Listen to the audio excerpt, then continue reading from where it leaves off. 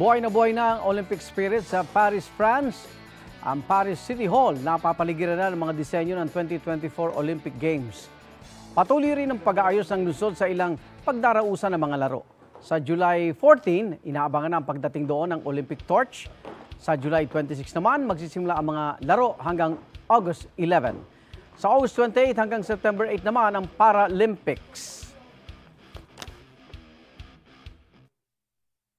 Igan, mauna ka sa mga balita. Mag-subscribe sa GMA Integrated News sa YouTube. Sa mga kapuso abroad, subaybayan nyo kami sa GMA Pinoy TV at sa www.gmanews.tv.